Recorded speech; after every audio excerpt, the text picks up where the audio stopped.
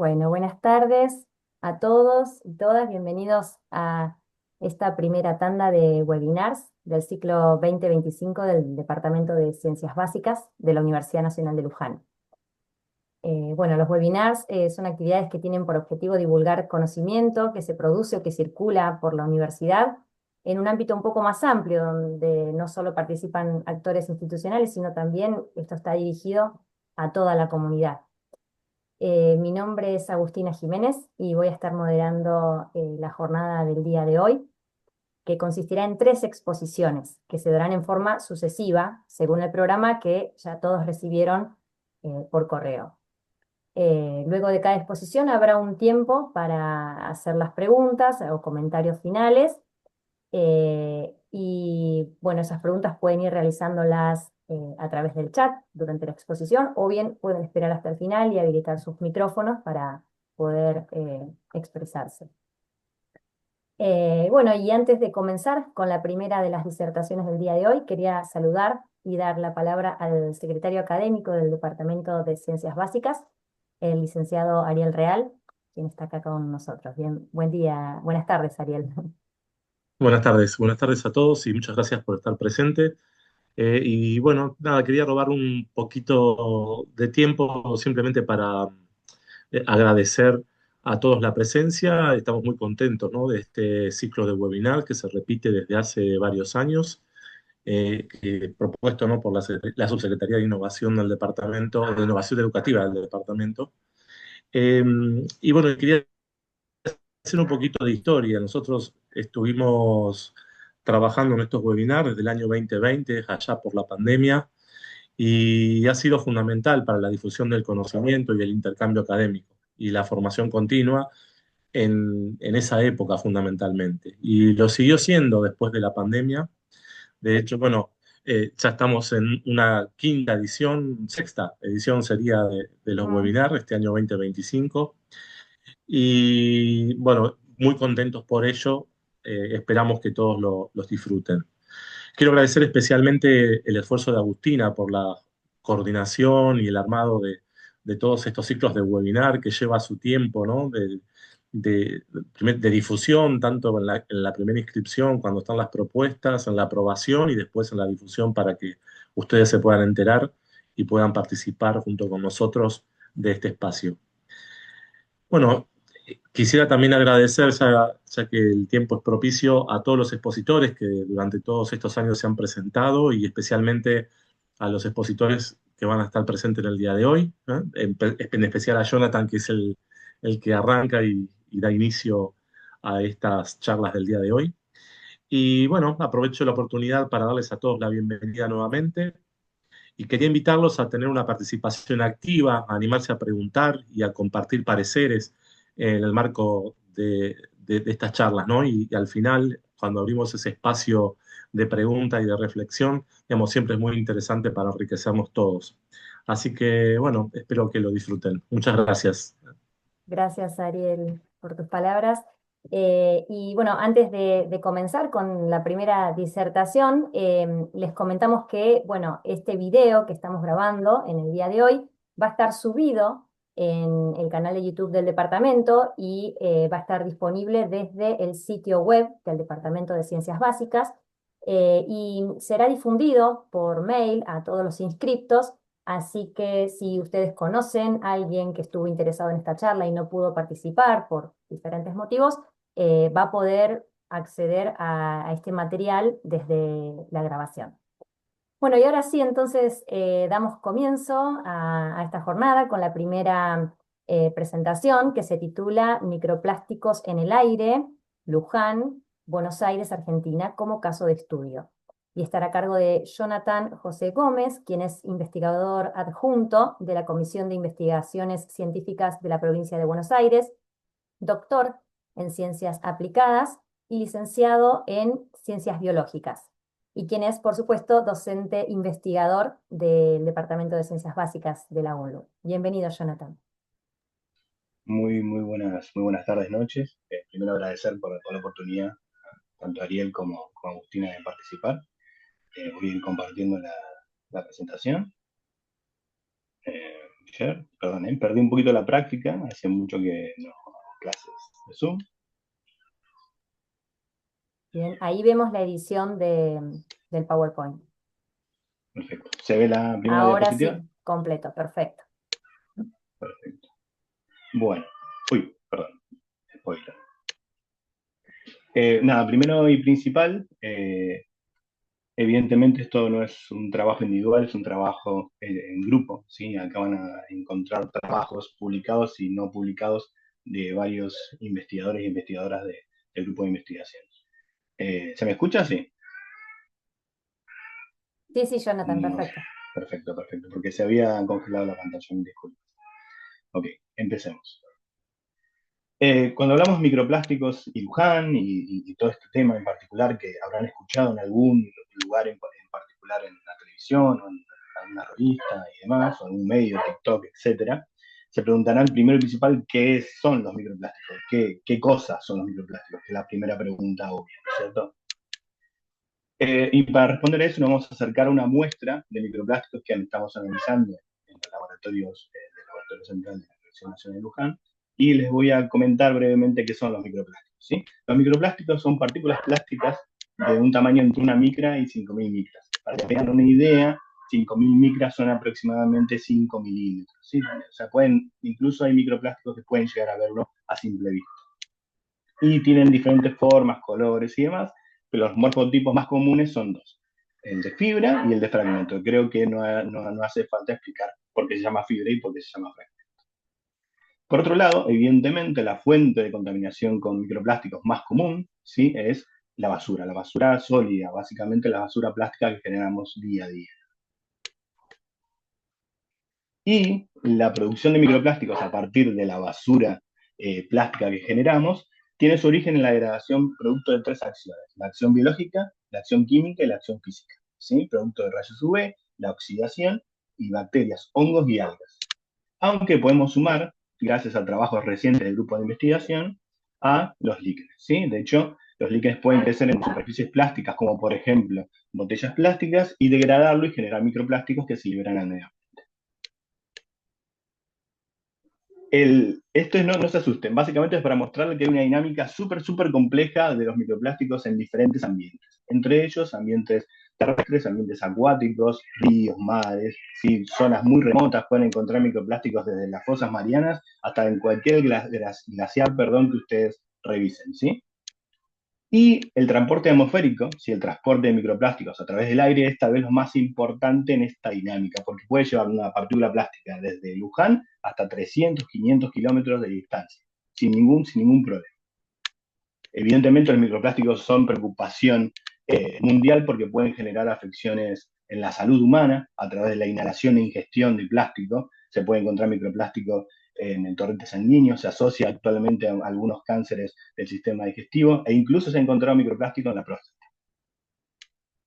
Y hay algo muy particular que vamos a mencionar en esta presentación que tiene que ver con la dinámica de los microplásticos en ambientes interiores y exteriores, ¿sí? No es lo mismo la cantidad de microplástico que van a encontrar en ambientes exteriores, en su patio, en la plaza y demás, que en ambientes interiores. En general hay mucho microplástico, aunque no siempre se cumple ese patrón, pero hay más microplástico dentro de los ambientes como habitaciones, livings, laboratorios, oficinas, etcétera, etcétera. ¿Y cómo se mide esto? ¿Sí? ¿Cómo es que los científicos, los técnicos, los profesionales podemos estimar microplásticos en el aire en particular? Primero y principal, hay una metodología que es común, ¿sí?, a todos los ambientes en los cuales queremos determinar microplásticos, que tienen que ver con algo que es transversal a casi todas las ciencias asociadas a la ecología. Primero y principal, definimos lo que es el objeto de estudio, sea el agua, el suelo, la biota, el sedimento. Definimos estrategias de muestreo particulares y, como verán, los objetos de muestreo tienen plástico. Es un problema. El empezar a trabajar con plásticos es darse cuenta que casi toda la metodología que usamos en ecología implica utilizar plástico, y eso contamina las muestras, es un gran problema. Luego también se procede a hacer un filtrado, secado de las muestras, hay todo un análisis laboratorio particular que implica ciertas estrategias de garantía y control de calidad del proceso. Por otro lado, hablando de equipamiento, hay dos maneras generales para poder determinar la cantidad de microplástico que hay en el aire, ¿sí? Para simplificarlo. Tienen métodos pasivos y métodos activos. Los métodos pasivos básicamente son disponer de superficies que pueden determinar una determinada superficie como si fuese un portaobjeto con una cinta pegajosa, que es la imagen inferior. Puede ser incluso un contenedor de vidrio con un embudo, con una superficie determinada que recolecta los microplásticos que se depositan en el ambiente, o incluso una caja de Petri con una sustancia oleosa, viscosa, como por ejemplo la parafina.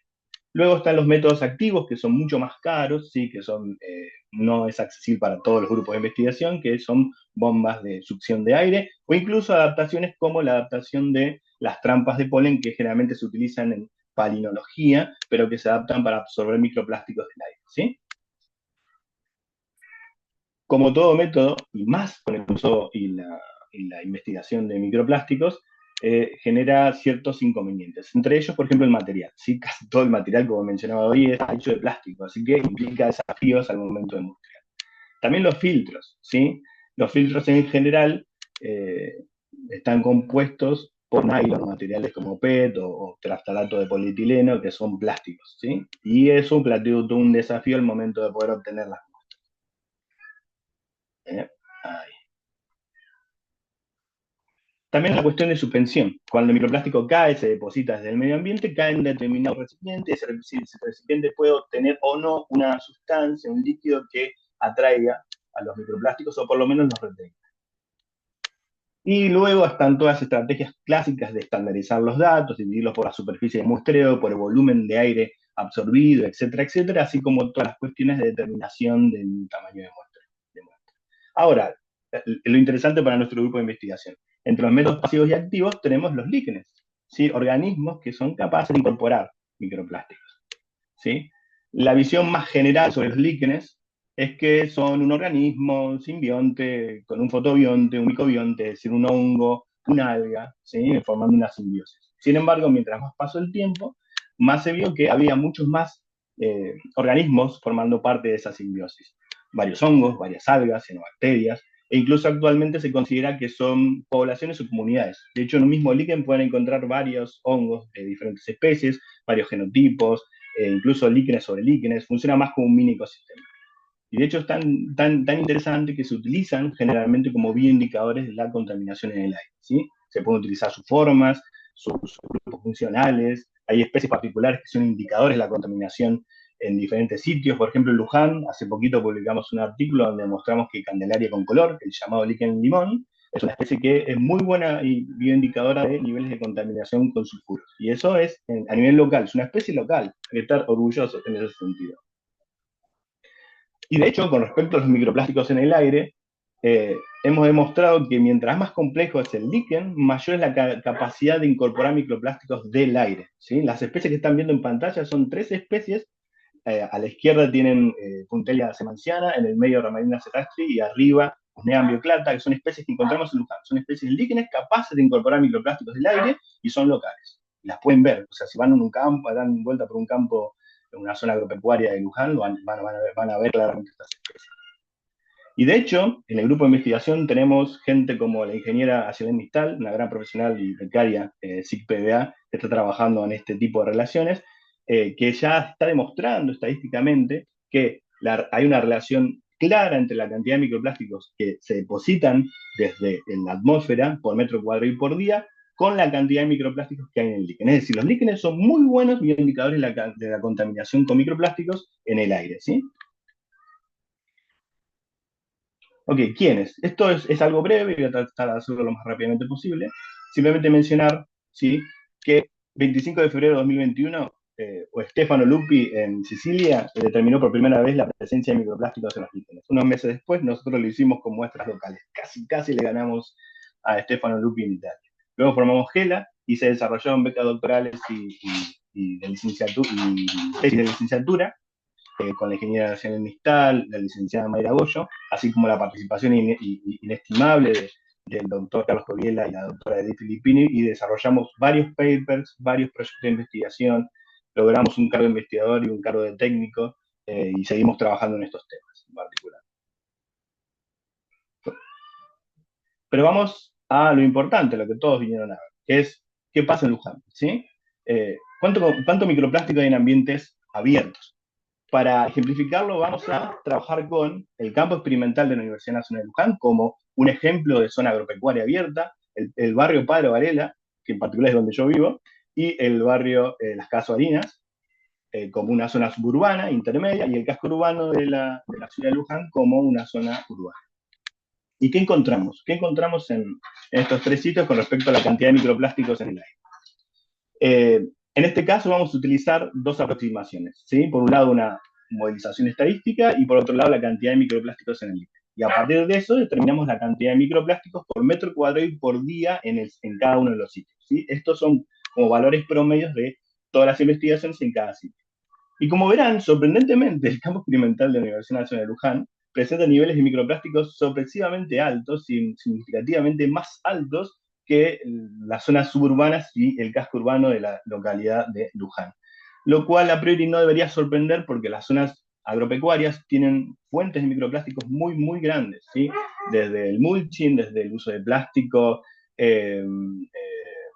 no sé, desde las mangueras que se utilizan para el riego, hay muchísimas fuentes de plástico. Sí, sorprendentemente en este caso, o no sorprendentemente, los niveles microplásticos en la zona agropecuaria estudiada son mucho más altos de lo esperado. Por otro lado, utilizamos otro método, que es el método de la cinta, ¿sí? La cinta pegajosa, que básicamente es un portaobjeto con una cinta doble faz, que te permite determinar la cantidad de fibras depositadas en un periodo de tiempo determinado. Encontramos valores relativamente más altos en lo que sería la zona del campo experimental, que de hecho con valores extremadamente altos de 8.000 partículas por metro cuadrado y por día. En el casco urbano no vemos mucha diferencia, pero particularmente en la zona de Padre Varela encontramos niveles exageradamente altos con respecto a las mediciones. Y eso tiene que ver con que en el medio del muestreo se empezaron a implementar los contenedores de basura, que me imagino que los conocerán, son los que se distribuyen en Luján y demás, que muchas veces no tienen un control adecuado y rebalsan de basura durante varios días. Y eso termina generando una fuente de microplásticos puntual, que generó desvíos bastante significativos. Así que ojo con los contenedores de basura que no son adecuadamente controlados. Y finalmente también poniendo estos mismos muestreadores para cinta doble faz en zonas agropecuarias, pero dentro de los sitios con desplazamiento de vehículos dentro del campo experimental de la Universidad Nacional de Luján, encontramos valores significativamente más altos, ¿sí? Por lo menos en nivel promedio. Y en ambientes abiertos, perdón, en ambientes cerrados, ¿qué pasa? Bueno, les comento que los datos que van a ver ahora son los primeros datos de microplásticos en ambientes cerrados de Latinoamérica, ¿sí? El anterior es en Brasil. En Argentina no se ha hecho absolutamente nada, así que son los primeros que van a tener esta información. Y encima de todo, para la comunidad de la Universidad Nacional de Luján va a ser más. Los niveles de microplástico que vamos a comentar son de estos sitios, que la mayoría de los que que van a estar del otro lado del video, espero que reconozcan. Por un lado, el Laboratorio Central de la Universidad Nacional de Luján, que es el sitio donde están la mayoría de las drogas, el material de plástico, donde nos atienden en general para darnos los materiales. La oficina Dunlu, que es el gremio de la Universidad Nacional de Luján. El aula M2, que es el aula de microscopía. La oficina 3D, que eso es la oficina de maquinarias térmicas, que es donde se realizan las impresiones 3D a pedido. Y la biblioteca, el primer piso de la biblioteca de la Universidad Nacional de Luján. Los puntos verdes son las muestras líquenes que trasplantamos para hacer estimaciones de microplásticos por grado. Y los puntos naranjas son esta caja de Petri con parafina que funciona como una especie de recolector de microplásticos. Sí, atrapan. Como la mayoría de los microplásticos son hidrofóbicos, sí, es decir, que se alejan del agua, tienden a quedarse en la parafina. Lo que hicimos fue rotular los líquenes, sí, básicamente. Los trasplantamos, que básicamente era poner una base pegajosa que se pegara en los vidrios, ¿sí? Estimamos que todos los sitios que cogimos tuviesen las mismas condiciones ambientales similares, sobre todo exposición a la luz para que el líquen no se muriera, básicamente. Y durante 15 días esos líquenes estuvieron, por ejemplo, dentro de la biblioteca. Ese es el ventanal del primer piso de la biblioteca, si no me equivoco. Resultados. Bueno, en los resultados vamos a ver otra vez los resultados de los datos de parafina y los datos de los líquenes, ¿sí?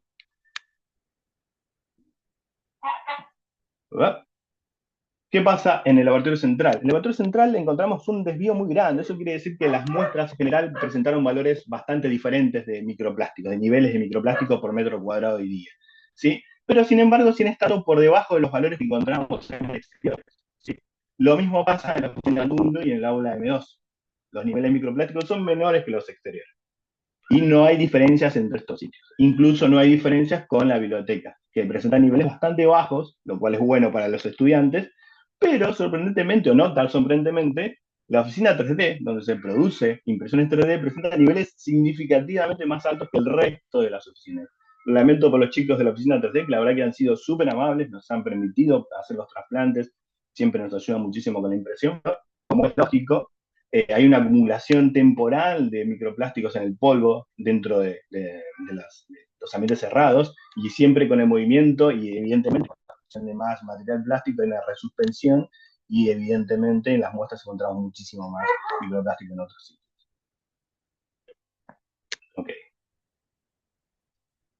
Entonces, ¿cómo estamos, Nalia? Pues yo les tiro números y, o sea, 1500, 2000, hay más, hay menos, pero ¿estamos bien, estamos mal? O sea, ¿tenemos que preocuparnos? Bueno, si comparamos el sitio 1, que sería los sitios en ambientes abiertos, y el sitio 2, que serían los sitios en ambientes interiores, las oficinas, laboratorios y demás, estadísticamente no parece haber una diferencia entre esos sitios, pero no estamos tan mal si lo comparamos con sitios como, por ejemplo, la ciudad de Sydney, donde se pueden llegar a encontrar valores de hasta 6000 microplásticos por metro cuadrado y por día. O incluso mejor en China. En ambientes exteriores no estamos tan bien si lo comparamos con ciudades como Nottingham en Reino Unido o Tulabela en Sudáfrica, pero estamos bastante mejor que la costa sur de Nueva Zelanda. ¿Sí? A ver, hasta ahora, dependiendo con qué nos comparemos, podemos estar mejor o peor. Siempre podemos estar mejor, evidentemente, porque hay lugares que presentan niveles de microplástico mucho menores que lo que encontramos por metro cuadrado en nuestros sitios, pero estamos mejor que otros sitios, básicamente. Pero siempre se puede estar peor. Y, perdón por el meme, pero, por ejemplo, hay sitios como Jiangsu, en China, donde hay 80.000 a 100.000 microplásticos por metro cuadrado por día. Son niveles de ciudades súper industrializadas, con industrias textiles cercanas, donde las fibras suspendidas y resuspendidas son tantas que los niveles son exageradamente grandes. Fíjense que los datos locales de Luján quedan abajo, como barritas casi insignificantes. Entonces, ¿estamos bien? ¿Estamos mal? Podemos estar mejor, pero no estamos tan mal como se esperaría, ¿sí? Todavía podemos hacer cosas para estar mucho mejor. Después una pequeña comparación sobre los polímeros que se encontraron, porque hablamos de plástico, pero ¿qué plástico? Sí, sabemos que son plásticos, que eso es algo valioso, pero ¿qué plástico? En ambientes interiores encontramos algo muy frecuente, que es el poliéster. O sea, la mayoría de la ropa que estamos usando está hecha de poliéster, estamos respirando poliéster continuamente. Polipropileno es muy frecuente en materiales de laboratorio, pero también en muchísimos de los elementos que hay en las casas, en general, el plástico es polipropileno. Pues encontramos algo raro por ahí, que es polimetilpentano, que en realidad es un material, un termoplástico, sí, que en realidad es algo que esperaríamos encontrar más en las oficinas 3D, pero bueno, es un termoplástico de uso muy común en envases, así que era esperable encontrarlo. Y en exteriores encontramos polipropileno, que también es muy común, como les decía, hay mucho material hecho con polipropileno, y trastrato de polietileno en general son las botellas, ¿sí? Son todos los envases de uso común, la gente tira basura, hay envases por todos lados, en general hay mucha cantidad de PET, ¿no? Como se llama en ambientes exteriores. Y el caucho nitrilo, eso seguro es contaminación, porque el caucho nitrilo es de lo que está hecho los guantes de nitrilo, que son los guantes que uno utiliza para manipular las muestras en general. Siempre hay, a veces, no siempre, pero a veces hay contaminación cruzada y eso se refleja en los resultados. ¿Qué podemos hacer? Porque, ok, hay plástico, estamos respirando plástico continuamente, estamos bien o estamos mal dependiendo con qué lo comparemos, encontramos polietileno o tetraftalato, etcétera. Veo que les estoy mareando, pero ¿podemos hacer algo para respirar menos microplástico? Bueno, depende del autor, depende de las ideas que tengamos. Piensen que el término microplástico se acuñó en 2004. Estamos produciendo plástico de 1950 y recién en el 2004 se empezó a darle valor a la presencia de microplásticos, ¿sí? Es decir, que hay muchísimo por hacer, hay muchas cosas que todavía hay que pensar. Pero si ustedes tienen los recursos económicos para tener aire acondicionado con filtros de alta calidad o dispositivos de purificación de aire móvil, a priori podrían excluir las partículas de mayores a 0,3 micras. Y los microplásticos van hasta una micra, así que los podrían evitar, básicamente. Sin embargo, con el tiempo, el material de los microplásticos tiende a romper los filtros, así que no es una solución a largo plazo. Además de que no todos tenemos dinero para comprar medio acondicionado, así que también excluye a la gente por sus recursos económicos. Y lamentablemente, no los quiero desilusionar, pero el PET de los filtros también a la larga produce microplásticos y los aire acondicionados termina siendo fuente de microplásticos. No podemos escapar de ellos.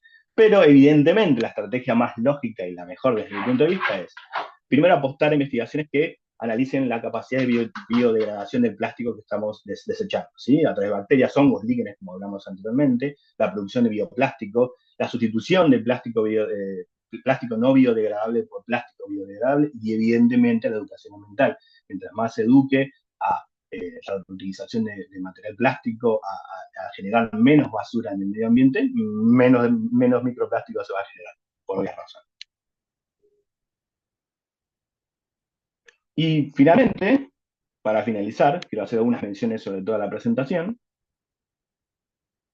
Esta imagen, bueno, tiene que ver un poquito con lo que hacemos, debate y demás, pero no se imaginen que los científicos siempre están de bata, ¿no? Es un ejemplo, nada más. Llegamos tarde, ojo con eso, llegamos tarde porque si pensamos en lo que dije anteriormente, el plástico se produce en 1950 y recién en 2004 se acuñó el término microplástico. No llegamos tarde, pero es importante tener en cuenta que esas partículas están dando vuelta en los ecosistemas y en el cuerpo humano hace muchísimos años, ¿sí? Recién estamos descubriendo que afectan la salud humana y afectan a los ecosistemas. Así que no sé si llegamos tarde, pero es importante empezar a generar más investigación aplicada y más investigación básica, que es muy importante, ¿sí? Hay mucho para conocer sobre lo básico, por ejemplo, dónde está el microplástico, qué tipo de microplástico, pero también empezar a generar estrategias para poder extraer el microplástico de los ambientes. La interdisciplina es súper importante. Actualmente el grupo de GELA, al haber desarrollado las estrategias o metodologías para extraer microplástico de diferentes matrices, trabajamos con con arqueólogos, con gente de alimentos, midiendo microplásticos en suero bovino, por ejemplo, midiendo microplásticos en perfiles estratigráficos. La interdisciplina para poder entender la dinámica de los microplásticos es muy, muy importante. La homogenización y criterios. Ustedes no saben lo que son las revisiones. O sea, cuando ustedes preguntan cómo se midió microplásticos en el aire de Luján y lo comparan con otros sitios, probablemente sea muy parecido, pero cuando quieren compararlo con lo que hicieron en Alemania es muy diferente. Entonces es muy importante que nos sentemos los científicos y charlemos un poco y definamos cómo vamos a hacer esto y cómo vamos a hacer aquello para que los resultados puedan ser comparables, ¿no? Futuros trabajos, tenemos un proyecto que probablemente empiece la semana que viene, donde vamos a medir la cantidad de microplásticos en ambientes exteriores y exteriores de la universidad, pero de toda la universidad. Vamos a mapear la universidad, vamos a saber dónde hay más microplásticos, dónde hay menos microplásticos en ambientes interiores y exteriores, que es sumamente útil para la comunidad. Y además, eh, hace poquito, Elizabeth Villagra, parte del grupo GELA, ganó un cargo de técnica de SIGPBA, y el proyecto tiene que ver con mapear la contaminación de microplásticos en la localidad de Luján, así que es otro proyecto. Vamos a tener un mapa de Luján y vamos a saber cuánto microplástico hay en el aire de cada uno de los sitios. Y finalmente, me parece muy importante, eso va por mi cuenta, que se fomente la implementación de políticas públicas. Estamos justamente hoy en un día muy particular, con una movilización y demás. Es muy importante que, así como la Universidad Nacional de Luján brindó subsidios para poder desarrollar estos proyectos, así como la CICPDA brindó los cargos para poder desarrollar estos proyectos, desde diferentes organismos y estadios gubernamentales del Estado, se lleven a cabo estrategias para poder estimular este tipo de investigaciones, que al final nos ayudan a todos. Así que arriba la ciencia, abajo los microplásticos, y espero no haberlos aburrido. Muchísimas gracias por su atención. Y un poquito de bibliografía sugerida.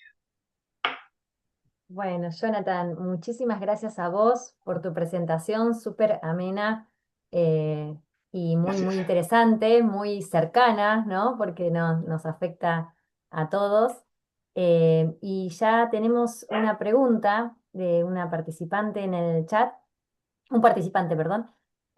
Hola, ¿la parafina y los líquenes utilizados para la medición también se pueden utilizar para atrapar los microplásticos y disminuir la cantidad? No sé quién hizo la pregunta. Marcos. Marcos. Lo de la parafina es un poco más complicado porque no deja de ser un producto que después tenés que derivar a algún lado, ¿no? O sea, deberías desechar la parafina con los microplásticos. No quiero hacer un spoiler, pero, por ejemplo, los líquenes, ¿sí? Son capaces de incorporar las partículas plásticas y como son organismos que tardan muchísimo en crecer y viven muchísimos años, es muy probable que sean capaces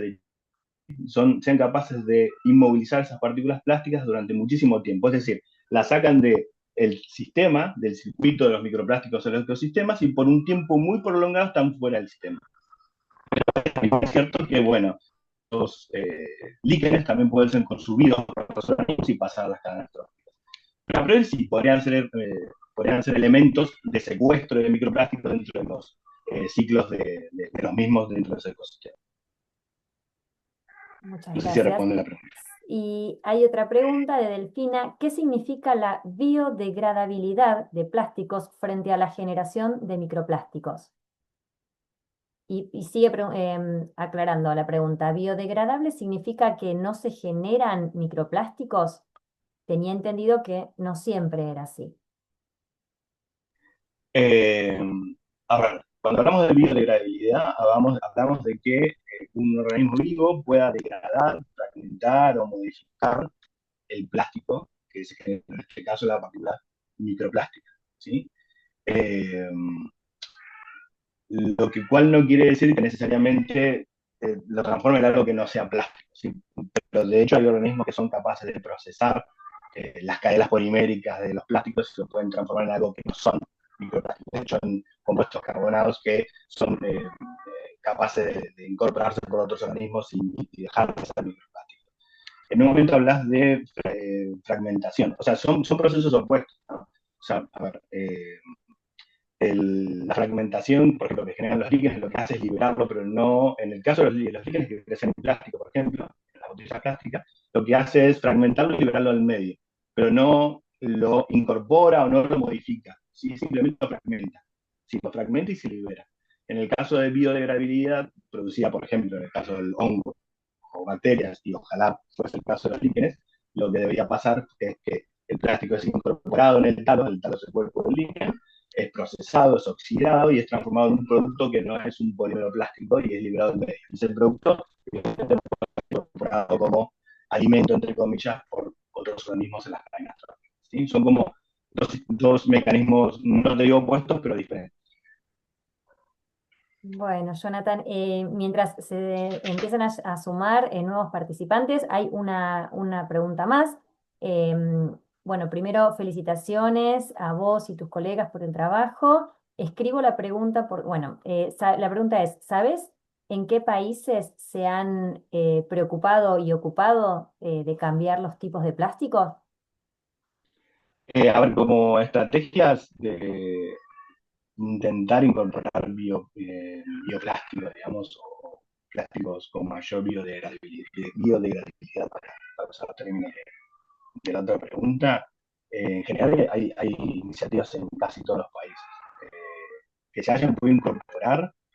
Yo sé que los países pequeños en general, con mayores recursos, al estilo de Suecia, si no me equivoco, han podido incorporar leyes parciales donde se pretende que que las empresas vayan reemplazando el material no biodegradable por biodegradable. Pero en general hay una reticencia respecto a eso, ¿no? Hay grandes problemas. Yo no sé si ustedes son conscientes de que estamos rodeados de plástico, ¿sí? Es muy difícil hacer ese cambio. Es un cambio plástico hace mucho tiempo.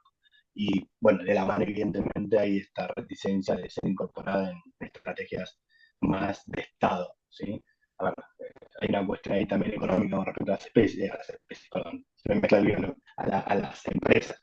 Es difícil, ¿no? Si no, las empresas no tienen un tipo de beneficio extra, no cambiarían. Es algo muy barato. Por eso las cosas no están hechas de vidrio o de metal. Y de hecho, ojo con esto, a veces los bioplásticos, para obtener las mismas cualidades que el plástico normal, porque uno quiere bioplástico, pero yo quiero que tenga la misma forma y la fuerza que el plástico que yo está usando, que es lo que todos vamos a querer en el fondo.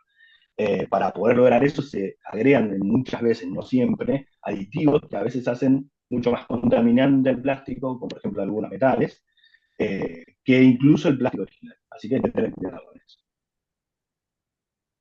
Bien, hay otra pregunta de Ariel. Bueno, primero muy buena la presentación y la exposición, felicitaciones. Y le gustaría preguntar si la presencia del basural a cielo abierto de Luján no puede estar influyendo en la presencia de microplásticos en distintas zonas de Luján. Mira, de hecho, la primera vez que se registraron microplásticos en el mundo dentro de un líquen fue en un basural a cielo abierto. El trabajo de Lupi que yo mencioné era justamente eso. Mientras más cerca estaba el líquen del basural, más microplásticos había en el talo del líquen. Los basurales a cielo abierto son un problema muy grave, en particular en Luján entiendo que ha estado en un proceso de transformación o pretende estar en un proceso de transformación, así que es muy importante realmente porque si son fuentes puntuales de microplásticos muy grandes. De hecho, eh, evidentemente se relaciona también con la dinámica climática del sitio. Bueno, las corrientes de aire también definen dónde va a haber más plástico y dónde va a haber menos en función de la posición del basural, pero sí son fuentes de contaminación muy grandes. De hecho, y eso no lo puse en la presentación porque iba a ser muy grande, tenemos pocas muestras, por eso no lo puse, de líquenes que estaban creciendo hace unos años, estoy hablando de 2 años dentro del basural, y los niveles de microplásticos están cerca de los 8.000 microplásticos por gramo de líquido, ¿sí? Es muchísimo. Así que sí, los basurales abiertos son un problema y hay que hacer algo con eso. Bien. Y bueno, ya una última pregunta. ¿De qué material sería el reemplazo del plástico? Ya algo estuviste mencionando. Bueno, Algo así, algo mm, mencioné, ¿no? En general son, a ver, pensar que el plástico, no sé, por ejemplo, el caucho natural, también que ahí hay otros problemas graves que respecto a la forestación, a la deforestación, ¿no? Pero hay muchos derivados del caucho natural que pueden reemplazarlo, que son más fácilmente biodegradables por hongos, por ejemplo. Y hay muchísima variedad, de hecho, si googleamos, ¿no? Que incluso hay actividades muy divertidas con chicos de secundaria donde a través sobre todo de compuestos azucarados y gelatinas y melasas se puede construir un plástico biodegradable que literalmente ustedes ponen una latita de Pepsi, perdón Pepsi que no me está pagando, ¿no? Pero ponen una latita de Pepsi y se rompe. Pero bueno, hay muchísimas opciones y entre ellas, por ejemplo, opción natural y derivados sería una opción. bueno, muchísimas gracias por tu presentación, Jonathan. Ha sido muy interesante. Muchas gracias a ustedes y gracias a todos por escuchar y por las preguntas, que también fueron muy interesantes. Muchas gracias. Ujú. Bueno, entonces nos despedimos hasta una próxima oportunidad y ahora